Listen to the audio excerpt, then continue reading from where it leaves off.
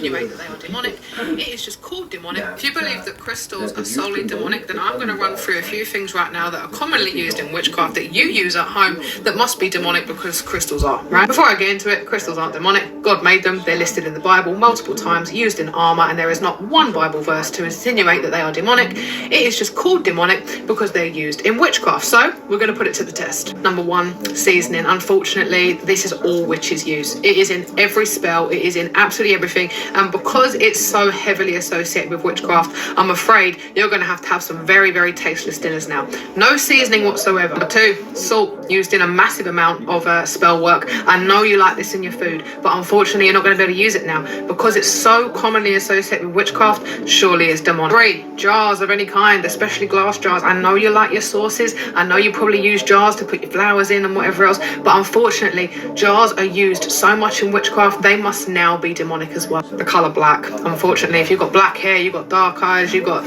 dark colored clothes, that means you're a witch, because that is what society has called witchcraft now. If you are wearing black, like every witch does apparently, you can't anymore. That means you are part of the occult. Candles, guys, you can't be using candles now. Do you know how much they're used in witchcraft? Pretty much every spell includes a candle. Therefore, you can't be using them. You just cannot. Because they're used so much in witchcraft, you can't use a candle. Are you starting to catch it? Plants, flowers, no, I'm sorry. That is worship of the elements. That is witchcraft. They are used so much in witchcraft. Now, they can't possibly be anything more than that. Forget the fact that it's God's creation. Forget the fact that the whole world is based on plants and flowers. Forget it. Because it's witchcraft.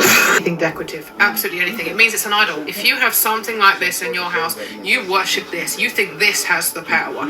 Even though it's pretty and you like the look of it, no, unfortunately, that is witchcraft. In the craft, they use statues. I'm sorry, that's what they worship. Therefore, you can never have anything decorative in your house again.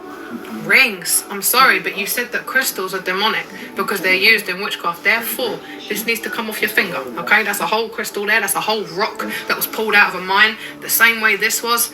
But it's associated with witchcraft. Sorry, I'm trying. Okay, yeah, you see my point? Unfortunately, an ignorance has grown where if something is even remotely connected to witchcraft, it must be at its source. No, everything I just showed you is not witchcraft. We're talking flowers, we're talking plants, we're talking glass jars, we're talking beautiful stones, all of which God created.